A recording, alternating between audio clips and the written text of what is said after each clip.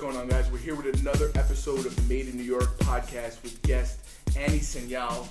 You are doing a lot of shit, so I'm not even going to try to give you your titles. Just tell us a little bit about what you're doing and where you're playing in the world. Sure thing. My name is Ani. I am an entrepreneur, an investor, and a strategist across digital, real estate, music, and food and beverage. And to me, I think recently I understood the value of culture and how that plays into business and kind of what that means for people that look like me.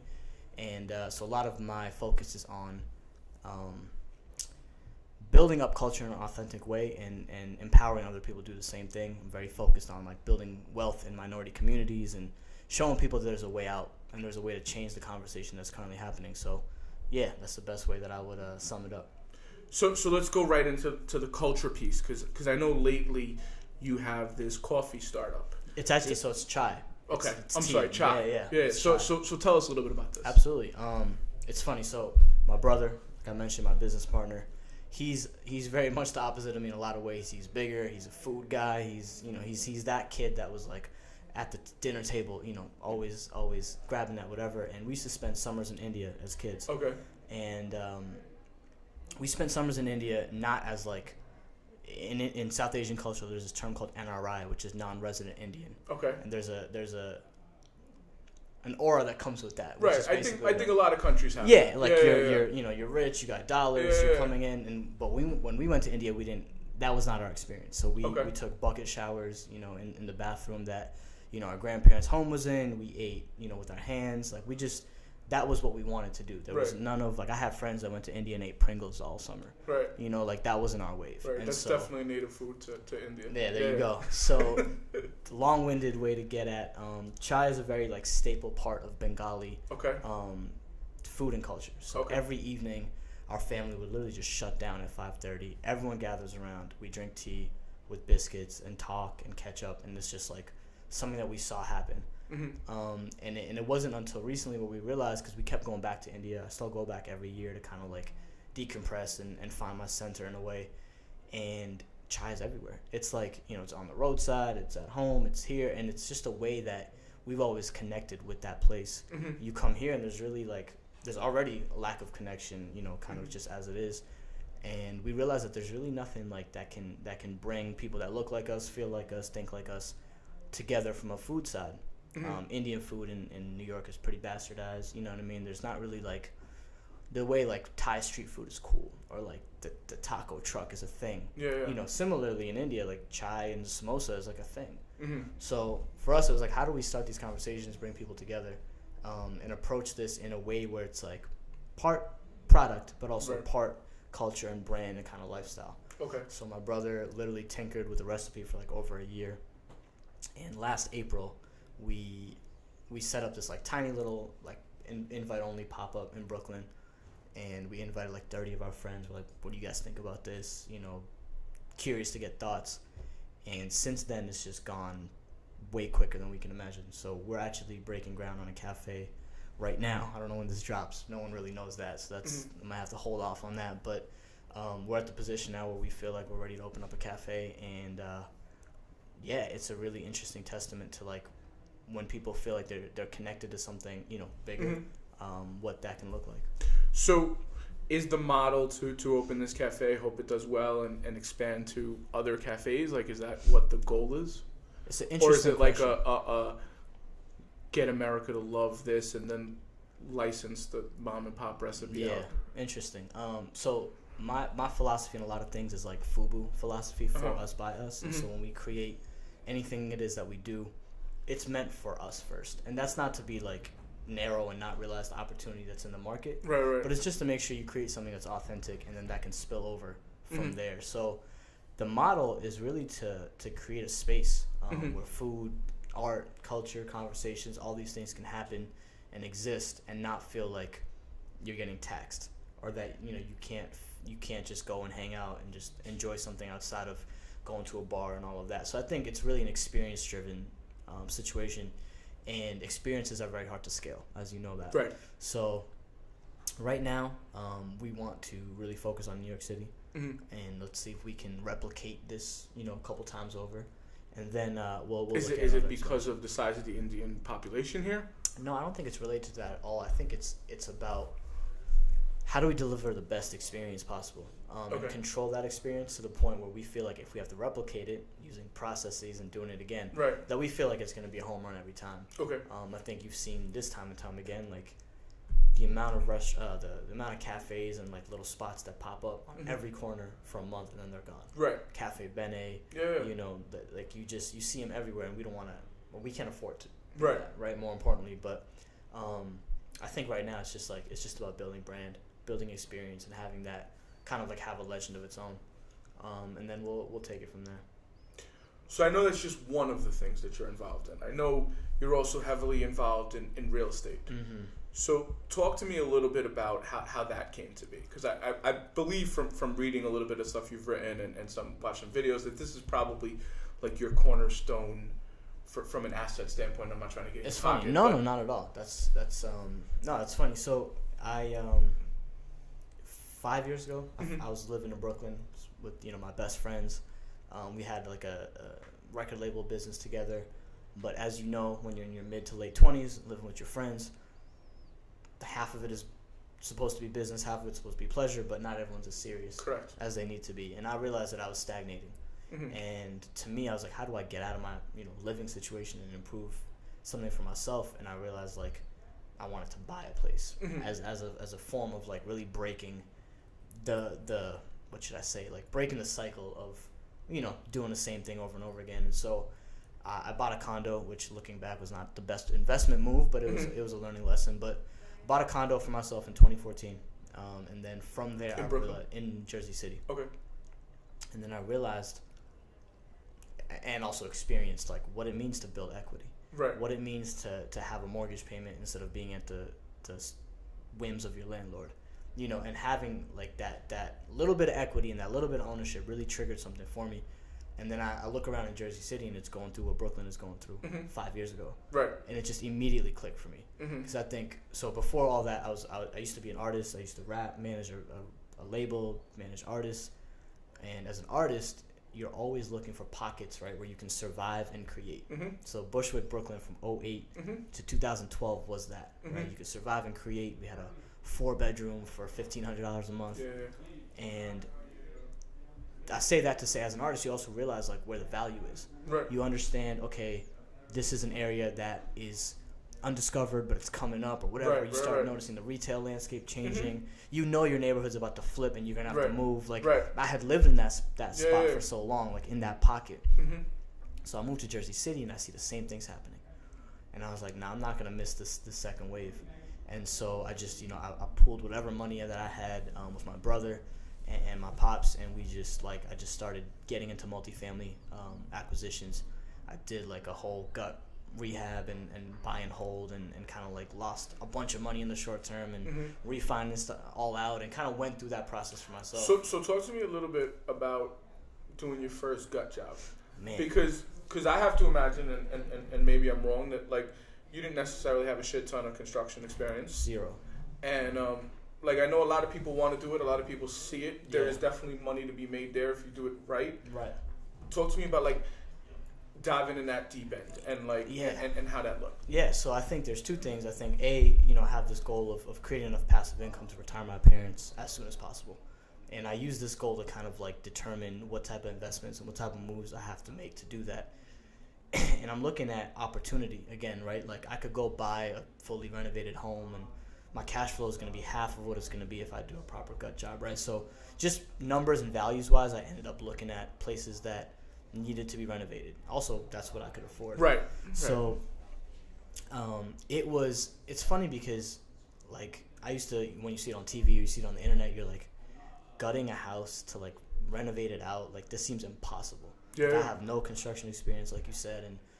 And I remember having like a little bit of like, just a little bit of like doubt in that, but it wasn't really like a thing of fear or a thing of doubt. Like I had a contractor that I trusted, that I had done some stuff with on another home I purchased, and I was like, do you feel like you can do this? And he was like, yeah, here's what it's going to take. And the scariest thing to me was the fact that I had to leverage all my own capital because I couldn't get hard money. I couldn't, I had no private investors. And that's an experience that taught me a lot because obviously things never go as scheduled. Right. Ever. My electrician, decided to dip halfway out. I had to, pull in a new person. The hurricane in Puerto Rico hit, so my contractor disappeared. And I was just going through it. And my 6-month job is now an 8-month job. It's now a 10-month job. And I'm bleeding cash, right? Because I got to pay the mortgage. Right. I got to pay my contractors. I got to buy materials. And that whole process of, I think I spent like $70,000 in 12 months out of my own pocket. That taught me so much about like patience, about process, about planning, to be able to know what not to do next time. Right. And then refinancing, making all that money back and then some. Right. Also taught me real estate is a real like viable vehicle to build wealth and passive income if you know how to do it right. 100%. So I took that experience and I think the biggest thing that I did was those 10 months that I was like off schedule. Yeah. I was getting yelled at by, this person, that person. My girl was like, "What are you doing? Like, you can't go out to dinner." I was like, "Nah, I just spent 70 bands. Like, I don't got no dinner." Right. And I think the biggest thing I did was like right after I refinanced and finished that, I went right into something else. Okay. Like I didn't let that like throw me off or like feel like, oh, I messed up. I was like, look, we're cash flowing, everything's good. Let's keep it moving. And I think that attitude has been something that I've kept close to me. It's like I'm not gonna get it right, I'm not gonna be perfect, but I'm gonna keep moving. So how do you take that perspective into like the rest of your life? It's a good question. So when I was 24 years old, I was diagnosed with kidney failure. Shit. And up until 24, from 20 to 24, I was a recording artist, like I said, and I went on tour with Wiz Khalifa. I went on tour with Lupe Fiasco. I lived in Tokyo for 2 different stints. I lived in India working on a Bollywood film for 2 months. I had done so much up until that point because I knew that I had this kidney condition. And so when I look at like... So wait, you knew? I was born with it. Okay. But I never like... You never shared this with anybody? Not unless like your very immediate close circle. But also I never let it control any of my approach to anything. Okay. If I was like, I gotta travel or I gotta do this or I gotta do that, it wasn't like from a place of fear or like, yo, should I check myself? But I was like, no, I'm going. Right. And I think to get back to the original question, I think when I look at like approach, a lot of my approach has been determined by that. Mm-hmm. It's like, I know what it looks like to be like, oh, your life is on pause now, and you don't know what happens next. I know what it's like to be like, I don't know if I'm going to make it out of this. And when I think about those things, for me, it's very black and white. It's like you have to move forward at all times. There's like lateral movement in the life of an entrepreneur or life of a creative person is like a death sentence. 100%. It's like the importance of progressing, even if it's snail paced, is so important. And I think for me, like having gone up against like a life-threatening situation, I knew that like, look, if I could walk today, that's a win. Like I spent my 25th birthday learning how to walk. Wow. And like to me, like I could have let that be this huge thing. Like, damn, I'm depressed. Yeah. But I was like, nah, I made steps today. Like this was big, and so that's my attitude. And it's kind of a cheat code, right? Because it's like I don't have fear or like I don't have like a lot of the typical doubts that people go through. Right. Because I'm like, well, I'll beat death once. Like, we'll be okay. So rap. Let's talk about that for a second. Let's talk about it. So, you're an artist. Yeah, I was. What made you not go that avenue? Yeah, I basically put up, all of my own capital and everything for 10 years of my life to like build this business of a record label and a recording artist and something that I could share with the people that I really cared about. And I realized at a certain point I didn't have control over that situation because technology was changing how I made money, and publications and media were controlling who could hear my music. There were external factors. I'm not making excuses. If you're undeniably good at what you do, it'll work. But the industry was changing. Things were changing. So I'll give you an example. I went from making $7 off an iTunes album, right, if I could sell 20, 50, 100 of those a month, to making 7 cents off of 100 streams. I went through that as an artist, and I'm looking at my my P&L sheets from the distributor, like, what's going on, right? So when I realized that certain things were out of my control, and I also realized, I think the biggest thing I realized was, like, the thing that fueled me wasn't so much art as much as it was telling a story and creating a platform for other people. And I think the toughest thing that I had to do in that realm was to understand that I could do those things outside of music.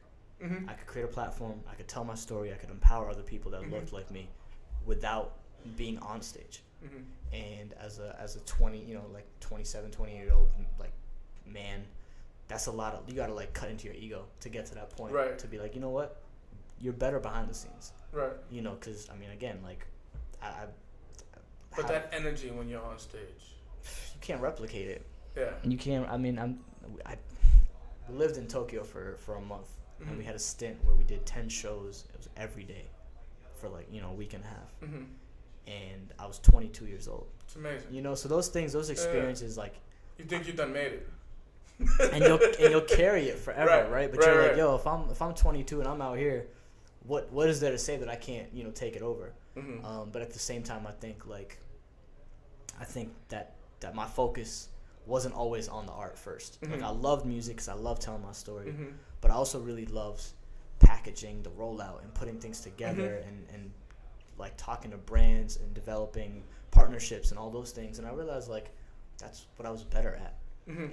And my ego had to be like, yo, let the art go, focus on what you're better at. And it was also out of necessity, right? Meaning, like, my dad gave me his kidney for me to survive, and that happened at 25 years old, 24. And I think after that, I was like, this is not a game.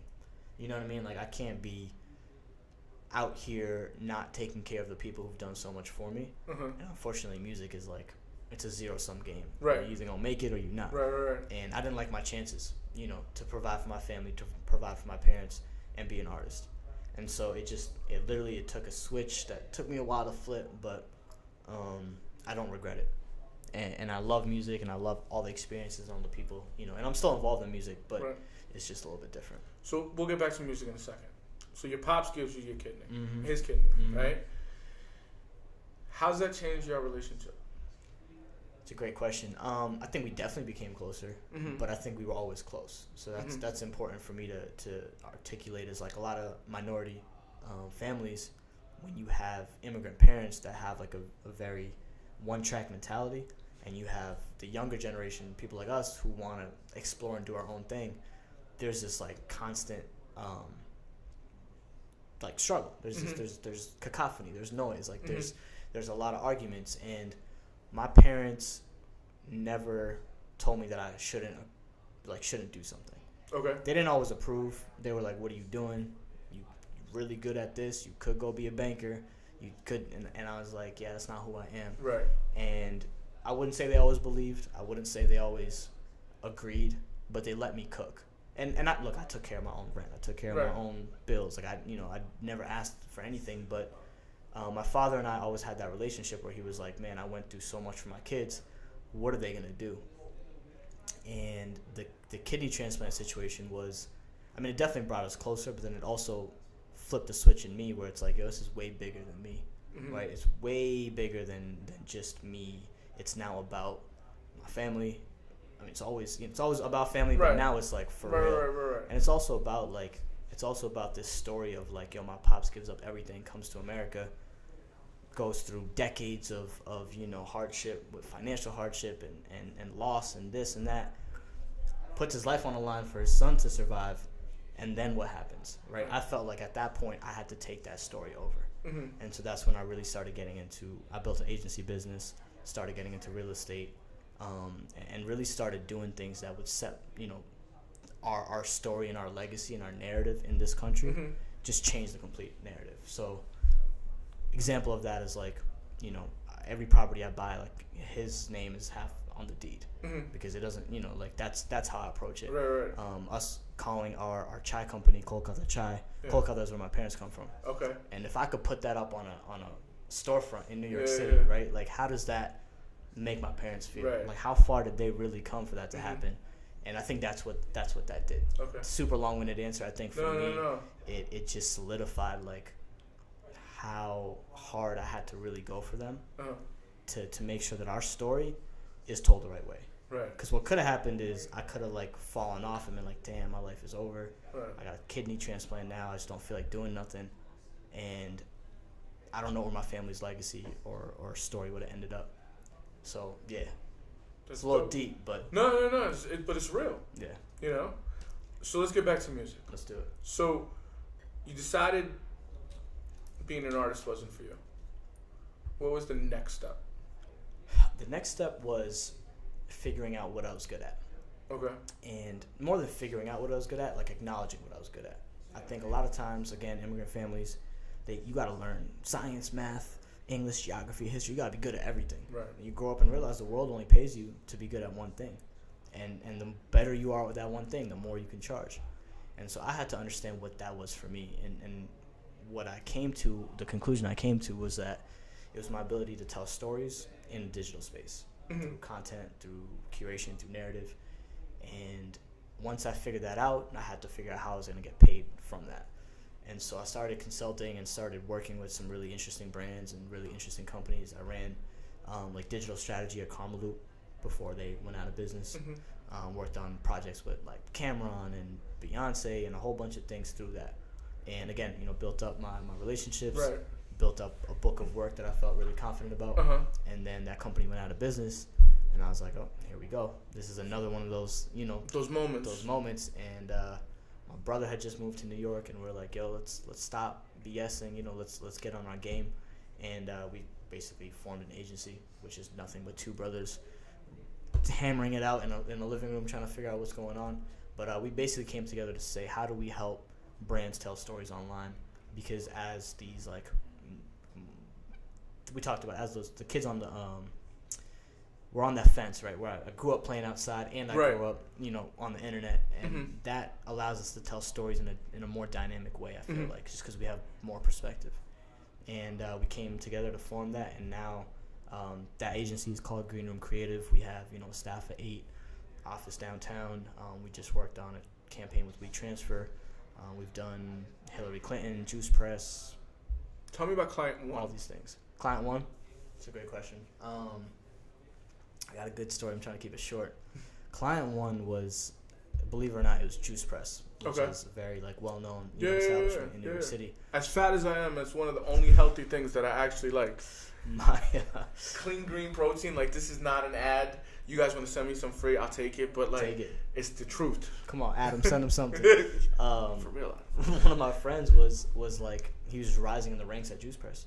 He's a CTO now. Okay. Back then he was on his way there, and he was like, "Yo, we need help with digital," and I was like, "Okay, let me get a meeting." He's like, "Say no more."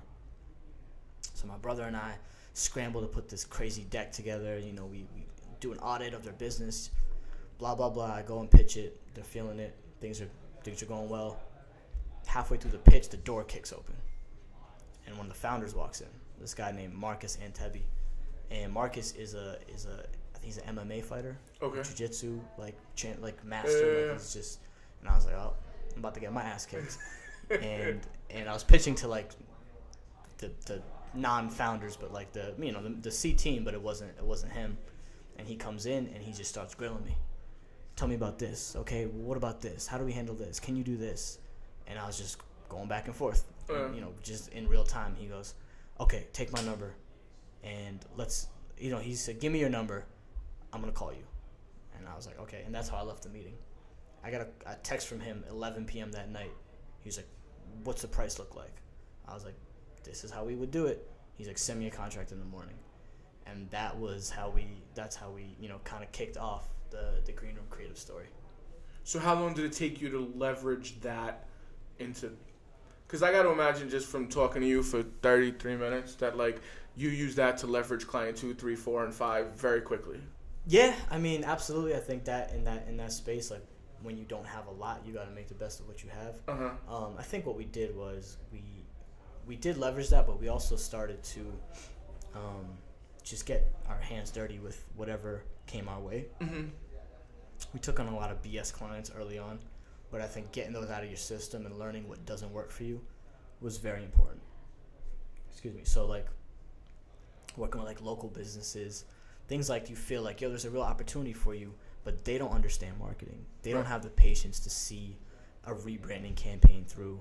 They don't understand that ROI is going to take a couple months.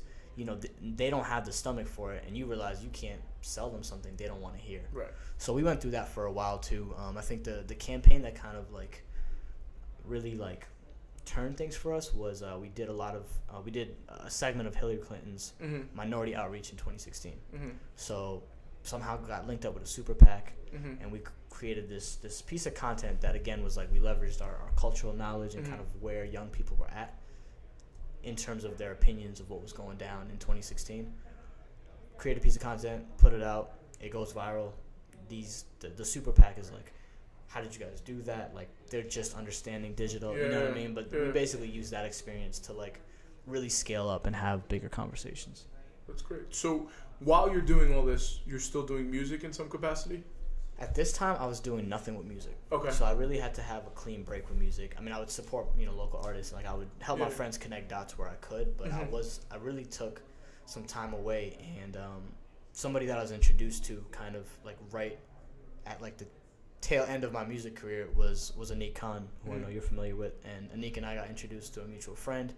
And, we just hit it off, like, two Bengali sons of immigrant parents. We're trying to take care of our family, trying to make music, trying to figure it out. And him and I would always, like, go back and forth. I have some records with Anik that people probably haven't heard. Like, it's just, we have, like, our musical relationship. And then I'm like, yo, I got to step away from music. And I also saw him, like, really making a move. And I was like, yo, this kid is way more talented than me. Let me get out of the way.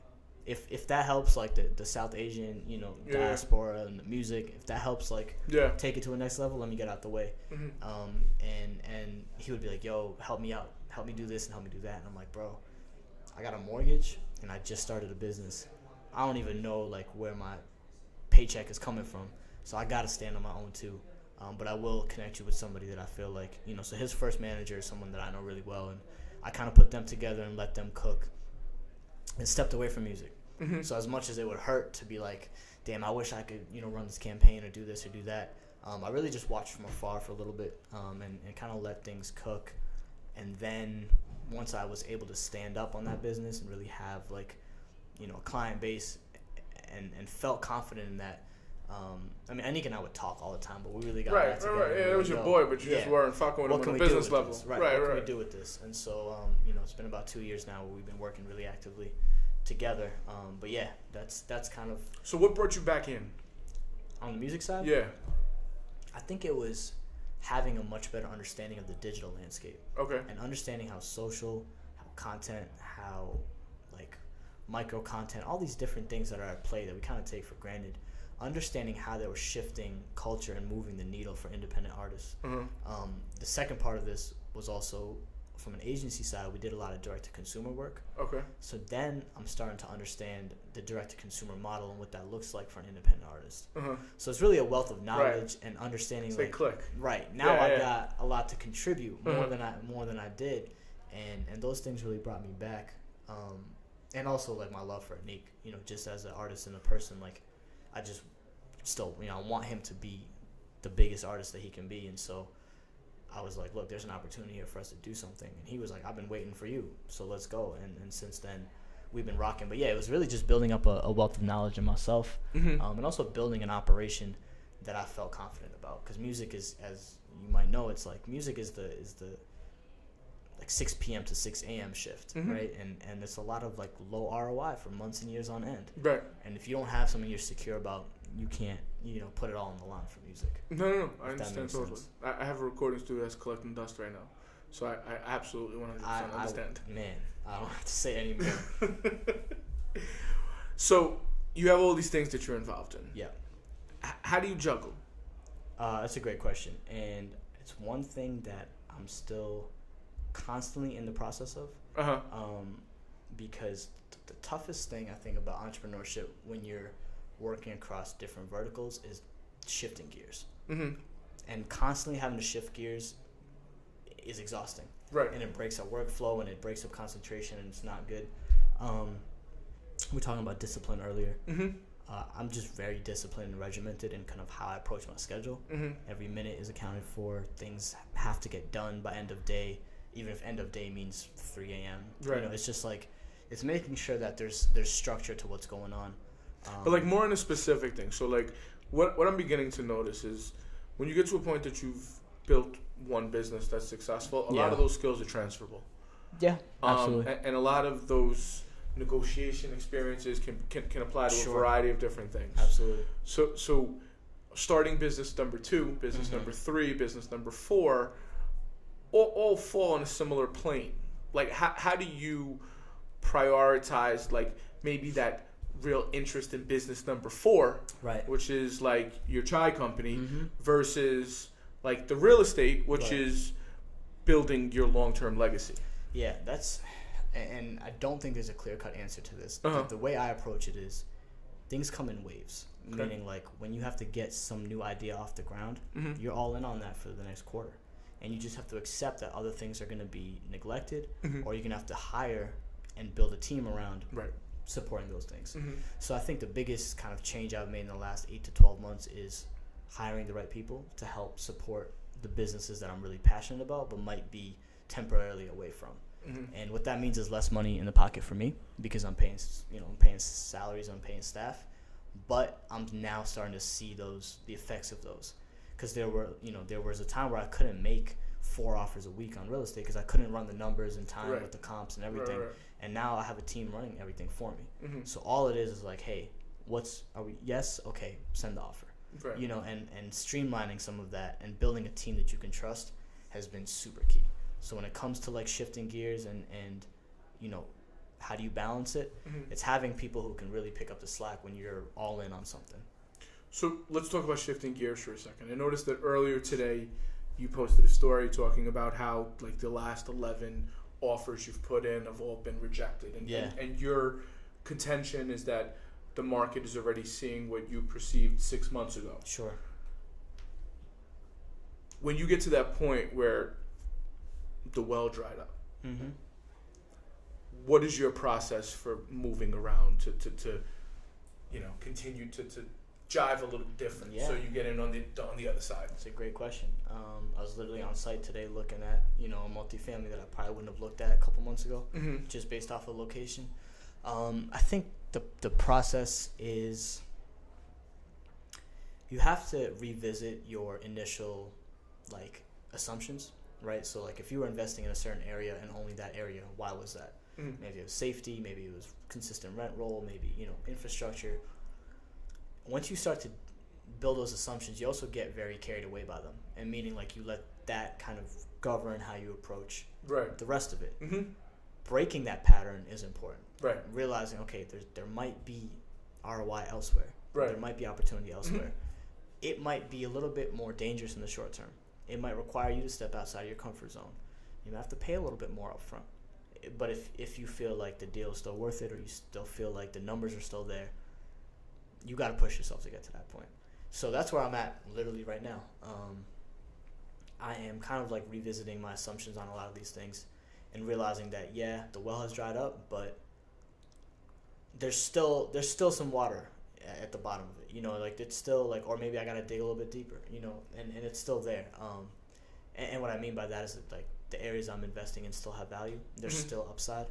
It's just a little bit more expensive than it was. And I didn't miss a wave. I just couldn't capitalize on all of it, but I think there's still room to run. And so a lot of it is just kind of challenging that. And then it's also applying that same thing we talked about earlier about what's next, right? Because 6 months ago, this was not next.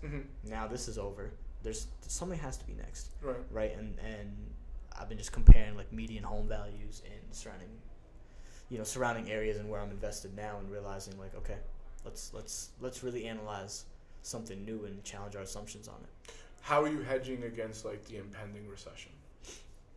So my philosophy on real estate is I'm a long-term investor, buy and hold, consistent cash flow in the short term, appreciation in the long term. So it doesn't affect you as much. I want to say I'm insulated against that. I'm not flipping. I'm not crazy leveraged. I'm not doing speculative deals on land and development that may or may not come true.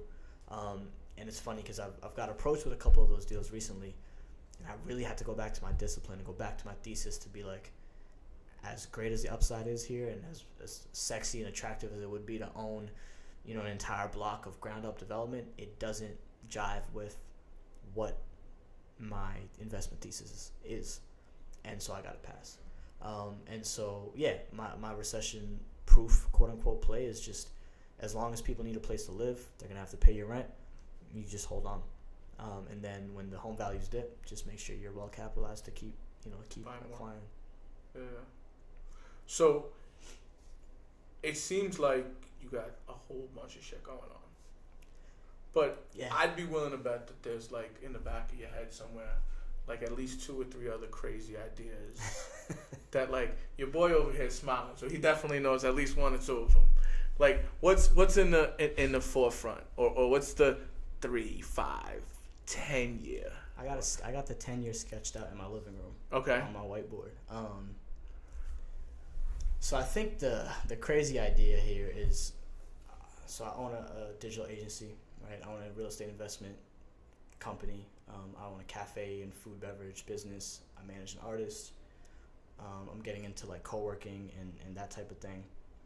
And there's a common thread amongst all these things, right? It's basically like this idea of how do you build products and services that people need for where they are today, tailored to how they speak and how they look and how they walk and how they truly interact. Not where the big data from the past 10 years is telling you how people interact. That's all wrong. Right? Because that's the past 10 years. Right. Yep. What's the next 10 years look like? 100%. So my big crazy idea is basically having an ecosystem where all of these things play into each other. So instead of going to the club and getting crazy, or going to the same bar, you start coming to the cafe for chai and a panel discussion on entrepreneurship in minority communities. From there, you come to a monthly workshop that we host on creative careers. From then, you start working your job, you realize that you're doing pretty well, you want to invest in real estate. Well, you invest in our fund. From there, you launch your own business, you need to grow it, you need to scale it, you partner with our agency. So my grand crazy scheme is to basically have all this vertically integrated in a way that we can really compete with the WPPs and, like, the Unilevers and whoever, some of the biggest players out there, and to really shift that power, and to just to eat up market share and then do it the right way. It'll happen. God willing, man. I got other plans. I mean, I got a crazy plan where I want to put, like, the areas that I visited in India growing up and all that. Like, I want to basically build a sustainable form of, like, universal basic income. And even if it's not the traditional UBS way, but really just, like, reshifting how people make a living, and then replicate that in multiple places. So that's kind of where I'm at. That's dope, though. We'll see. Nah, but that's dope. I appreciate it. Yeah. I haven't eaten lunch today, so, like, I'm focusing on different things. No, listen, I appreciate it. I think it's dope. But listen, before we wrap, do you have anything else you want to share with us about you, any of your companies? I'm thankful. Give anybody a plug. I'm thankful you put me on this platform, to be honest. I think a lot of times we look at, like, networking up and trying to get to, the founders and the big players, and I think there's so much value in networking across and just building with people who are doing similar things and just giving somebody a chance. Right. So yeah, I'm just thankful, man. I appreciate it. My focus is on finding just what I perceive are good people that are doing better than what I perceive I'm doing. Fair because that'll always allow me to hopefully improve my circle. Yeah. And like, you never know where shit may come from. Like 20 years from now, we may buy $100 million building. Like, why not? It's just my work. Yeah. All from a podcast, from a DM, from a, like, and that's the doubt shit. It. It's so. I don't doubt it. Crazier things have happened. 100%. And I think you nailed it too, man. I think it's possible to do business and to be a good person. Right. And to do good business. Right. I don't think that's a crazy concept. No. We don't got to kill the planet. We don't have to screw each other over. We don't have to, have people living in crazy conditions. I think it's possible to do good business and be a good person. So, yeah, those are the pillars that I kind of live by. Well, listen, dope. I appreciate you, and to be honest, I think you're gonna be incredibly successful because I feel it. Like you just got that energy and that focus that winners have. Thank you, man. Well, thank you guys for watching. See you again soon.